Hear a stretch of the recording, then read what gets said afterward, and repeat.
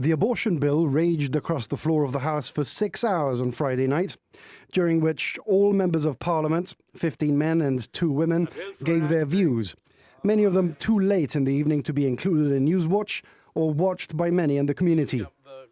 Some were absolute on their position.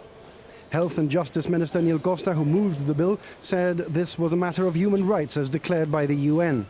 Marlene Hassan Naon said women's reproductive rights should be the key consideration, and Albert Isola was the lone MP on the government benches to vote against the bill, saying his religious beliefs wouldn't allow him to vote in favour of abortion in any way. Other positions were more nuanced. The Chief Minister said Gibraltar was bound to legislate by the Northern Ireland Supreme Court ruling, with the margin of appreciation the only caveat.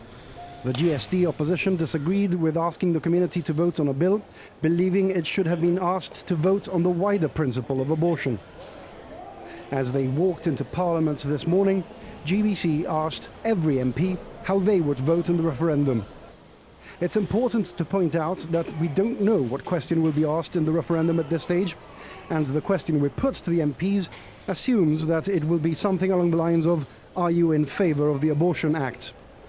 Another caveat is there will be a general election before the referendum, the result of which has the potential to have an impact on what happens in March. 7 government ministers said they would vote in favour. This includes the Chief Minister, Fabian Picardo, the Deputy Chief Minister, Joseph Garcia, Neil Costa, Joe Bossano, Samantha Sacramento, Gilbert Likudi and Stephen Linares. Marlene Hassan Naon also said she would vote in favour. 5 MPs said they would vote against. These include Government Minister Albert Isola and GSD MPs Trevor Hammond, Daniel Feetham, Edwin Reyes and Lawrence Llamas. Opposition leader Elliot Phillips said he wouldn't comment on how he would be voting, but believed it was a flawed referendum and the GSD would be declaring its position on it in the coming weeks.